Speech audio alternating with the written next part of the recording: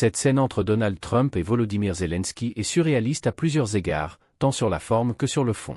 Elle illustre un échange tendu où Trump adopte une posture condescendante, dominatrice et transactionnelle, tandis que Zelensky tente de défendre la souveraineté et la résilience de son pays en guerre.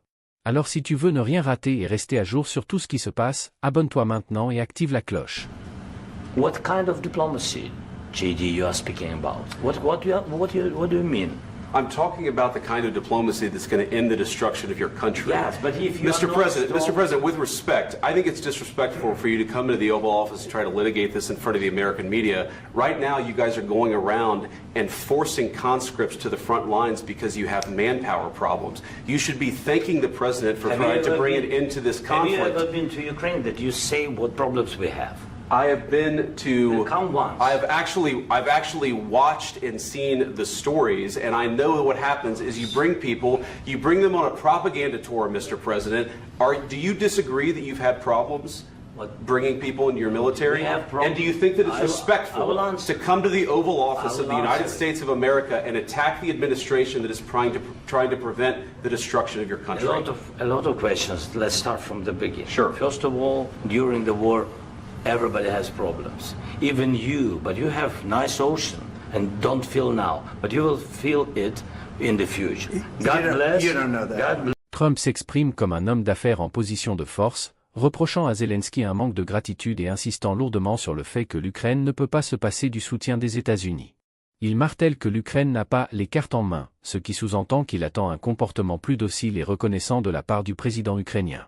Son langage est brutal, parfois incohérent, et ponctué de rappels insistants sur l'aide militaire fournie. Trump adopte un ton paternaliste, ordonnant presque à Zelensky d'accepter un cessez-le-feu sans condition, alors même que l'Ukraine subit une invasion. Son discours oscille entre menaces déguisées et pression psychologique, notamment lorsqu'il dit « Vous êtes en mauvaise position, vous avez laissé votre pays se retrouver dans une très mauvaise position ». Il réduit ainsi l'ampleur de la guerre à une simple erreur de gestion de la partie de l'Ukraine. Don't tell us what we're going to feel. We're trying to solve a problem. Don't tell us what we're going to feel. I'm not telling you. Because you're in no position to dictate that. That's exactly Remember what this. you're doing. You're in no position to dictate what we're going to feel. We're going to feel very good. You will feel influence. We're going to feel very good and very strong. You will feel influence. You're right now not in a very good position. You've allowed yourself to be in a very bad position, and he happens to be right about it. From the very beginning of the war, You're not in a good position. Trump semble conscient qu'il est en train de livrer une performance médiatique. Il ne cherche pas tant à avoir une discussion diplomatique qu'à imposer un spectacle télévisuel destiné à son électorat.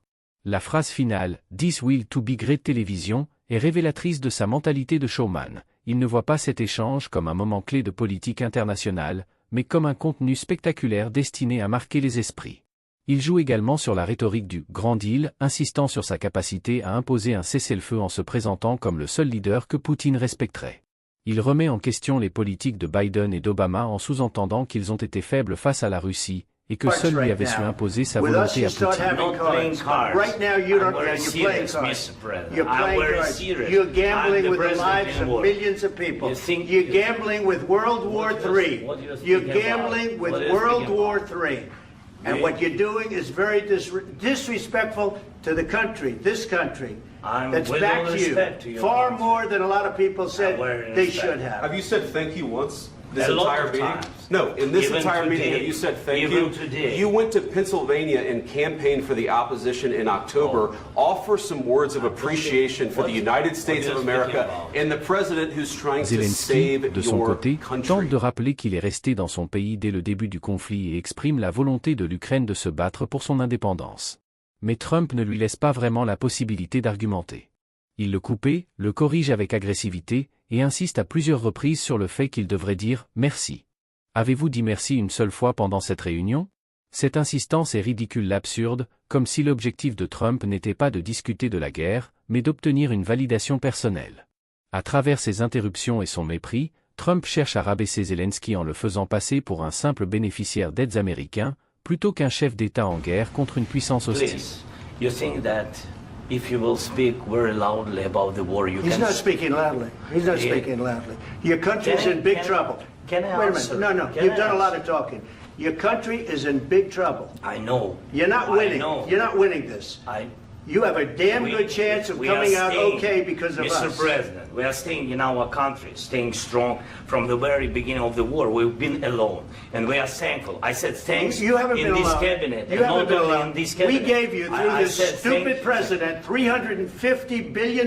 You voted we gave for you your military equipment, and you men are brave, but they had to use our military. What about if you didn't have our military equipment, if you didn't have our military equipment, this war would have been over in 2 weeks. In 3 days, I heard it from Putin. In 3 days, this is something maybe new. Less. In 2 weeks, of course, yes. It's going to be a very hard thing to do business like this. Again, I tell you. just say thank you. I said a lot of times to American people. Accept that there are disagreements, and let's go litigate those disagreements rather than trying to fight Trump it out traite in la the guerre American comme une media. transaction commerciale. Nous avons payé, alors vous nous devez quelque chose. Il évoque un cessez-le-feu comme une solution immédiate, sans prendre en compte les réalités du terrain et les risques d'un accord qui ne garantirait pas la souveraineté ukrainienne. Il balaie les préoccupations légitimes de Zelensky en répétant que l'Ukraine n'a pas d'autre choix que d'accepter les conditions américaines. Il ne semble pas saisir, ou fait semblant d'ignorer, que l'Ukraine ne veut pas simplement arrêter la guerre, mais la gagner pour garantir son indépendance. We know that you're wrong. But you see, I think it's good for the American people to see what's going on. I understand, sir. I think it's very important. That's why I kept this going so long. You have to be thankful. You don't have the cards. You're buried there. Your people are dying. You're running low on soldiers. Listen, you're running low on soldiers. It would be a damn good thing. And then you tell us, I don't want a ceasefire. I don't want a ceasefire. I want to go and I want this. Look. If you could get a ceasefire right now, I tell you, you take it so the bullets stop flying and your men stop getting killed. Of course we want to stop the war. But you're saying you don't want a ceasefire. But I said to you, I want a ceasefire. With guarantees. Because you'll get a ceasefire faster than an agreement. Ask our people about ceasefire, what they think. That wasn't with me. For you what that wasn't with me. That was with a guy named Biden who was not a smart person. That was with Obama. It was your president. Excuse me. That was with Obama, who gave you sheets, and I gave you javelins. Yes. I gave you the javelins to take out all those tanks. Obama gave you sheets. In fact, the statement is Obama gave sheets and Trump gave javelins.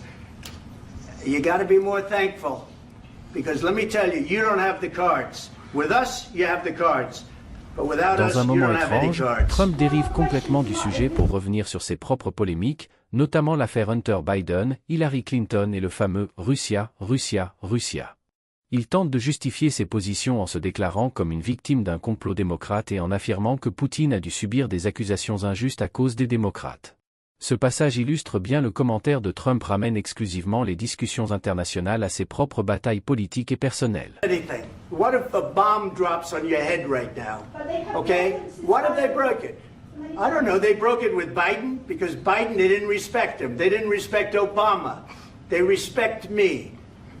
Let me tell you, Putin went through a hell of a lot with me. He went through a phony witch hunt where they used him and Russia. Russia. You ever hear of that deal? That was a phony Hunter Biden, Joe Biden scam. Hillary Clinton, Shifty Adam Schiff. It was a Democrat scam. And he had to go through that. And he did go through it. We didn't end up in a war. And he went through it. He was accused of all that stuff. He had nothing to do with it. It came out of Hunter Biden's bathroom. It came out of Hunter Biden's bedroom. It was disgusting. And then they said, oh, the laptop from hell was made by Russia. The 51 agents. The whole thing was a scam. And he had to put up with that. He was being accused of all that stuff. All I can say is this. He might have broken deals with Obama and Bush, and he might have broken them with Biden. He did, maybe. Maybe he didn't. I don't know what happened. But he didn't break them with me. He wants to make a deal. I don't know if you can make a deal. The problem is, I've empowered you to be a tough guy. And I don't think you'd be a tough guy without the United States. And your people are very brave. But you're either going to make a deal or we're out. And if we're out, you'll fight it out. I don't think it's going to be pretty, but you'll fight it out. But you don't have the cards. But once we sign Ce that face-à-face deal, entre Trump et Zelensky met en lumière une dynamique de pouvoir déséquilibrée où Trump tente d'imposer sa vision d'un conflit comme s'il s'agissait d'un simple deal commercial. Son manque de diplomatie et son obsession pour sa propre image transforment cette discussion en une démonstration de force à sens unique, où le véritable enjeu, la survie de l'Ukraine, est relégué au second plan. L'échange semble irréaliste, car il ne ressemble pas à une discussion entre chefs d'État engagés dans un dialogue sérieux sur la guerre, mais plutôt à une scène de télé-réalité où Trump joue un rôle de patron impitoyable et Zelensky celui du subordonné devant justifier ses actions. C'est un moment qui illustre à la fois le style brut et imprévisible de Trump, la résistance de Zelensky, et la complexité des relations américano-ukrainiennes dans un contexte où les enjeux sont bien plus graves qu'une simple question de reconnaissance ou de gratitude. Merci d'avoir regardé cette vidéo. Si elle t'a plu, pense à t'abonner et à activer la cloche pour ne rien manquer des prochaines sorties. Laisse un commentaire pour me dire ce que tu en as pensé et n'oublie pas de mettre un petit like si ça t'a aidé ou intéressé. À très bientôt pour une nouvelle vidéo. But you're not acting at all thankful. And that's not a nice thing. I'll be honest, that's not a nice thing. All right, I think we've seen enough. What do you think? What's this negotiation? This is going to be great television, I will say that. All right. We'll see what we can do about putting it together. Thanks, sir. I need the back of this. We'll see. I don't know.